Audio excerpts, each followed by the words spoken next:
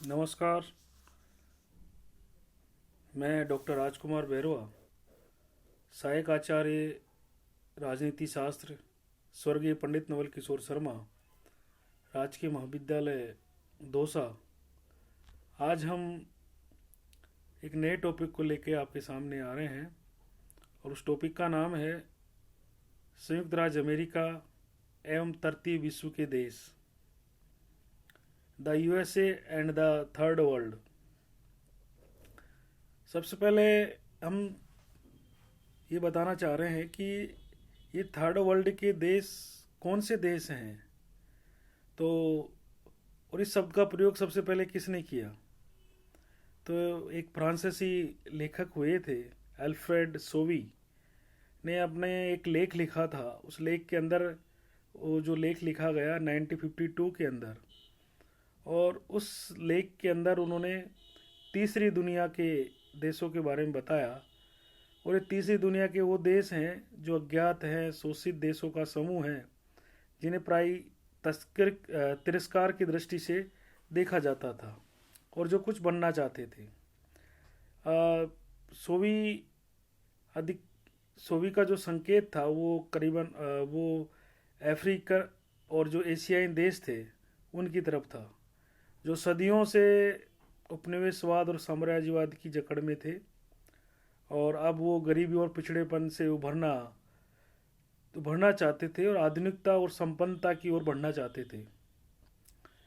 1955 में बांडुंग सम्मेलन में अफ्रीकी और एशियाई सम्मेलन के बाद इस विश्लेषण का प्रयोग किया जाने लगा। तृतीय विश्व के देश वे राष्ट्र हैं जो सदियों की उपनिवेशवादी गुलामी से मुक्ति हुए और विश्व के विकास के किसी मार्ग की खोज में हैं। एशिया, अफ्रीका और लैटिन अमेरिका के कई राष्ट्रों की विकास की समस्याएं लगभग समान हैं, अतः उनमें समस्या और ध्येयों की एकजुटता की प्रवृत्ति पाई जाती है। उनका मुख्य जो ध्येय है विकास है। अपने विकास हेतु वे पहली और दूसरी दुनिया के देशों से विचारधारा, राजनीति और अर्थनीति उधार लेने में नहीं हिचकिचाते, किंतु पूर्व और पश्चिम के शीत युद्ध में असंलग्न रहना चाहते हैं। तृतीय विश्व देशों की जो अगर हम विशेषताओं की बात करें तो इन देशों की एक कॉमन विशेषता है, एक वो है कि ये विकास के लिए संघर्ष कर रहे हैं और इनके जो जीविकोपार्जन का जो प्रमुख जो साधन होता है वो कृषि और बागवानी प्रधान अर्थव्यवस्था होती है। यहाँ पे तकनीकी और आधुनिक विज्ञान का अभाव रहता है। ये देश अब बढ़ती जनसंख्या का दबाव या कच्चे माल के निर्यात में ही सभी कृषक लगे हुए हैं और इन व्यावसायिक संरचना में असंतुलन होने के कारण तथा कृषि पर निर्भरता अधिक होने से राष्ट्रीय आय में कमी होती है। दूसरा, ये निर्यातों पर आश्रित है। राष्ट्रीय अर्थव्यवस्था में अधिक निर्यात नुकसानदायी नहीं होते, परंतु यदि कच्चे माल का अधिकांश भाग विदेशों को जाता है और उसके बदले में उन्हें कम लाभ प्राप्त होता है तो आर्थिक विकास नहीं बढ़ता है। तीसरा है कि ये असंतुलित घटक है।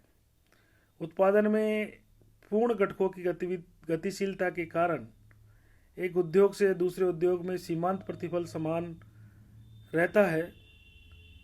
गतिशील अर्थव्यवस्था में साधनों का अधिकतम उपभोग उत्पादन क्षमता बढ़ाने के लिए मिल जाता है, परंतु अल्प विकसित देशों में उत्पादन के विभिन्न घटकों में अचलता देखी जाती है। चौथा, यहाँ जनसंख्या वृद्धि होती है। अल्प विकसित देशों में जनाधिक्य है तथा जनसंख्या वृद्धि दर विकसित देशों की अपेक्षा अधिक है। जनसंख्या में कमी से ही वास्तविक आय में वृद्धि हो सकती है। जनसंख्या वृद्धि कई आर्थिक कठिनाइयां उत्पन्न करती है। पांचवा है अस्थिर राजनीतिक व्यवस्थाएं। तृतीय विश्व के देशों में लोकतंत्र अभी तक अस्थायित्व के दौर में से गुजर रहा है। इन देशों में राजनीतिक प्रक्रिया संक्रमण के दौर में होने के कारण संविधानों में लोकतंत्र के आधार सुनिश्चित नहीं हो पाए हैं। संविधानों में बार बार मौलिक संशोधन किए जाते हैं तथा एक मूल्य के स्थान पर दूसरा मूल्य अपनाया जाता रहा है। छठा है करिश्माई नेतृत्व। इन देशों में कार्यपालिका अध्यक्ष करिश्मे और चमत्कारिक व्यक्तित्व वाले नेता होते हैं। राष्ट्रीय आंदोलन के लंबे कालों में ऐसे देवतुल्य नेता जनमानस में समा गए थे। इस कारण स्वतंत्रता प्राप्ति के बाद ऐसे नेताओं के कार्यपालिका अध्यक्ष बनने पर उनको आदर व असाधारण प्रतिभा का प्रतीक माना जाता था। विधायिका का इस समय इन देशों के अंदर ह्रास होता है और कार्यपालिका की शक्तियां बढ़ती है। इन देशों के अंदर एक दलीय प्रणाली पाई जाती है। प्रतियोगिता दल प्रणाली का क्रमशः अभाव होता है और भ्रष्टाचार इन देशों के अंदर आम बात है, आम शिकायत है। राजनीतिक और प्रशासनिक स्तर पर भ्रष्टाचार इन देशों में खूब फैला हुआ है। ये विलासितापूर्ण खर्चे होते हैं इन देशों के अंदर। तीसरी दुनिया के देशों में अभिजन जो वर्ग होता है वो अनाप शनाप खर्चा करता है। जो धन विकास के कार्यों में खर्च होना चाहिए उसे राजनीतिक और प्रशासनिक अभिजन अपने भोग विलास के लिए खर्च कर देता है। और लास्ट है कि 11वां है कि ये सैन्य सामग्री पर खर्च करते हैं। सेना और सैन्य सामग्री पर भी तृतीय दुनिया के देश काफ़ी धन अपव्यय करते हैं और तृतीय दुनिया को जो धन खर्च करना चाहिए विकास के ऊपर वो सारा पैसा ये हथियारों पे, अस्त्र शस्त्रों पे खर्च करते हैं।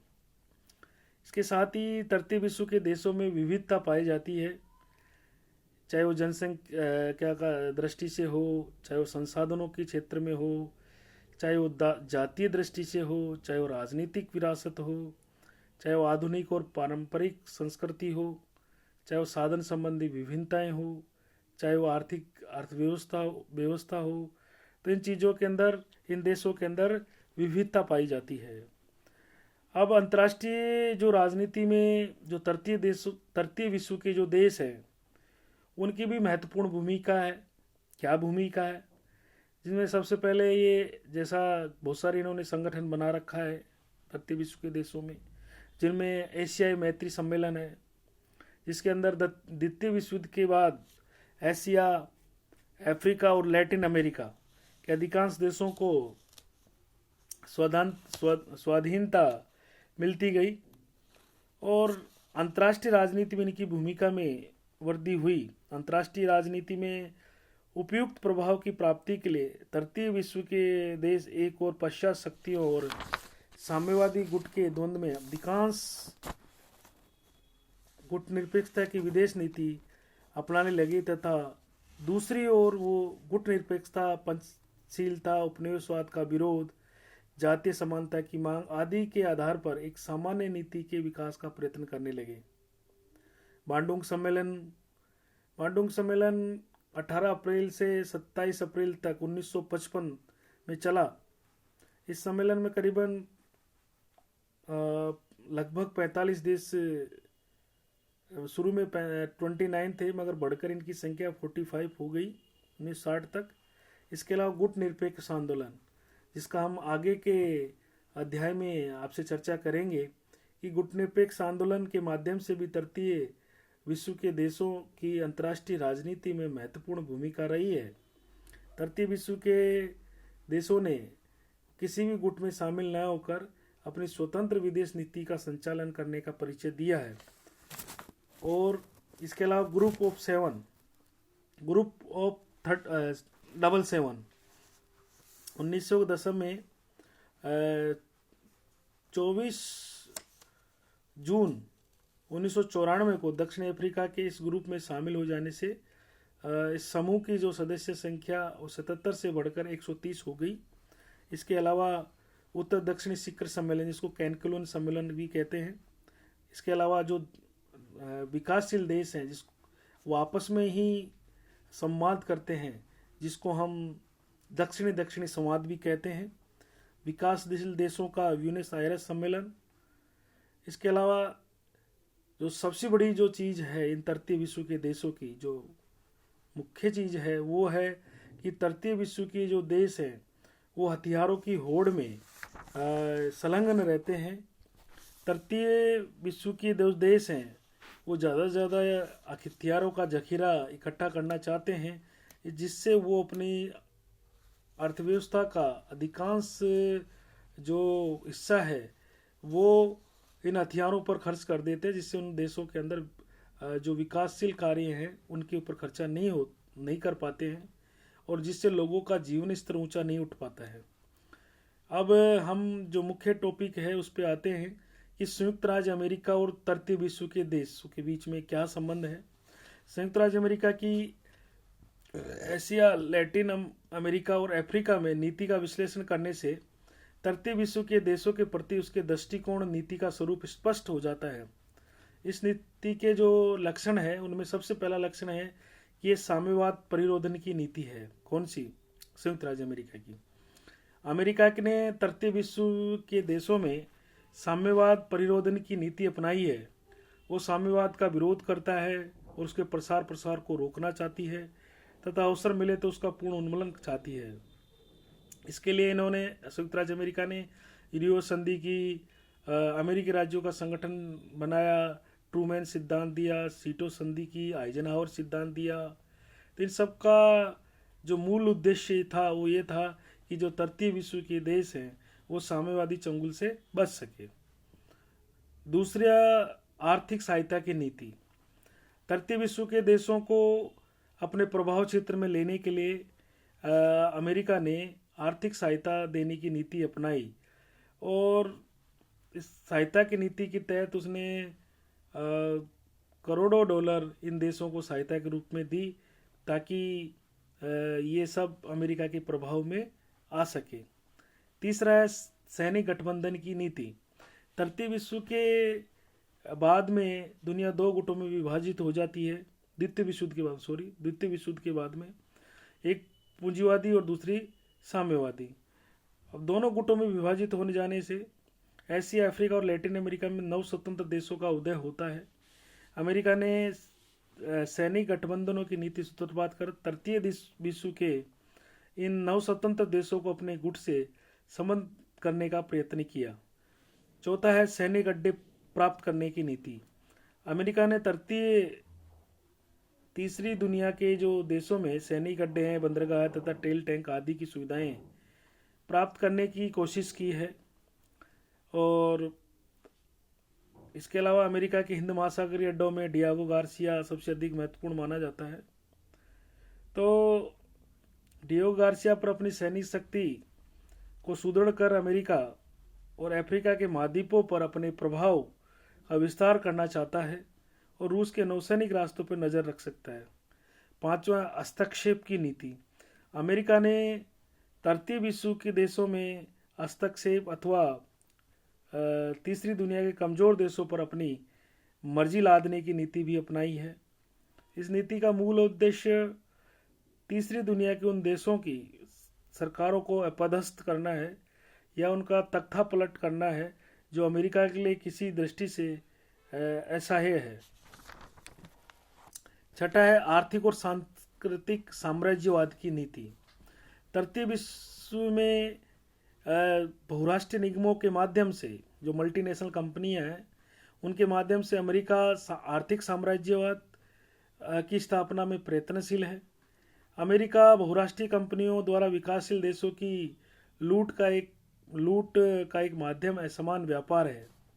विकासशील देशों में सस्ते श्रम, कच्चे माल तथा शोषण की तीव्रता के कारण बहुराष्ट्रीय कंपनियों के विकासशील देशों में विनियोजित पूंजी से प्राप्त मुनाफे की दर को सर्वाधिक ऊंची है। इस प्रकार अमेरिका तृतीय दुनिया में सांस्कृतिक साम्राज्यवाद की स्थापना का भी प्रयत्न करता है। अमेरिकी सांस्कृतिक केंद्र, अमेरिकी पुस्तकालय, अमेरिकी पत्र पत्रिकाएं, स्कॉलरशिप की योजनाएं, वॉइस ऑफ अमेरिका के प्रसारण अमेरिकी सांस्कृतिक उपनिवेशवाद के प्रमुख उपकरण हैं। अमेरिका के सांस्कृतिक कार्यक्रम की एक विशेषता ये भी है कि विकासशील देशों को यहाँ से प्रतिवर्ष कम कीमत की लाखों पुस्तकें भेजी जाती है। अमेरिकी सभ्यता, संस्कृति और मूल्यों का प्रचार और तरतीब दुनिया के देशों के सांस्कृतिक मूल्यों का हीन बताना सांस्कृतिक उपनिवेशवाद है। सातवां है दबाव की नीति। संयुक्त राज्य अमेरिका तीसरी दुनिया के देशों पर दबाव डालकर उनकी नीतियों को अपने अनुकूल परिवर्तित करने का प्रयास करता रहता है। अमेरिकी दबाव के कतिपय उदाहरण से हम दे सकते हैं, बहुत सारे ऐसे इतिहास में उदाहरण हैं जिनसे वो इन तरतीब विश्व के देशों पर अपना दबाव डालता है और अपनी बात को मनवाने का प्रयास करता है। आठवां शस्त्र निर्यात। अमेरिका तरतीब जो विश्व के देश हैं उनको हथियारों का निर्यात करता है। प्रचुर मात्रा में इन देशों को हथियारों का प्रचार निर्यात कर इन्हें अपने हाथों की कुटपुतली तथा दलाल सरकारों को हथियार से लैस कर विकासशील देशों को विकास कार्य छोड़कर प्रतिरक्षा व्यय बढ़ाने के लिए मजबूर करता है। तटीय दुनिया के देशों में चाहे भारत हो या पाकिस्तान के मध्य कश्मीर का मुद्दा हो, अथवा पश्चिमी एशिया में अरब इजराइल संघर्ष, अथवा दक्षिण पूर्वी एशिया में वियतनाम का मसला हो, अमेरिकी हथियार किसी न किसी रूप में अवश्य प्रयुक्त हुए हैं। निष्कर्षतः हम कह सकते हैं कि सोवियत संघ के बिखराव तथा पूर्वी यूरोप में साम्यवाद के ध्वस्त हो जाने के बाद स्थापित एक ध्रुवीय विश्व व्यवस्था में तटीय दुनिया के देशों पर अमेरिकी वर्चस्व बढ़ता जा रहा है। विश्व बैंक हो, चाहे अंतर्राष्ट्रीय मुद्रा कोष हो तथा गेट जैसी संस्थाओं पर अमेरिका का आधिपत्य है तथा अतः इन संस्थाओं के माध्यम से अमेरिका तथा तीसरी दुनिया के देशों पर आर्थिक नियंत्रण स्थापित करने का प्रयत्न कर रहा है। डंकुल प्रस्ताव अप्रत्यक्ष रूप से अमेरिकी नव उपनिवेशवाद स्थापित करने की कार्रवाई है। तो आज हमने तृतीय विश्व के देशों की परिभाषा देखी कि कौन से देश तृतीय विश्व के देश कहलाते हैं, इन देशों की क्या सामान्य विशेषताएं होती है, इनकी अंतर्राष्ट्रीय राजनीति में क्या भूमिकाएं हैं, इसके साथ ही तृतीय विश्व के देशों के साथ अमेरिका का क्या संबंध है, क्या उसकी विदेश नीति है, इसका हमने आपको बताया। तो अगर इन आधारों पर हम कह सकते हैं कि तृतीय विश्व के देशों के प्रति अमेरिका की नीति हमेशा दोहरी रही है और अमेरिका का जो विदेश नीति का मूल उद्देश्य सिर्फ और सिर्फ अपने हितों की पूर्ति करना होता है और वो सिर्फ अमेरिका की जो विदेश नीति है अपने हितों पर चालू होती है और अपने हितों पर ही ख़त्म होती है। वो जितने भी विश्व में विकास के काम हो, चाहे सहयोग के काम हो, वो सारे काम उसके विदेश नीति राष्ट्रीय हितों से प्रेरित होते हैं। तो हमने आपको आज विस्तार से अमेरिका तथा तृतीय विश्व के देशों के संबंधों को बताया। अगर आपको मेरा वीडियो पसंद है तो लाइक कीजिए, शेयर कीजिए। धन्यवाद।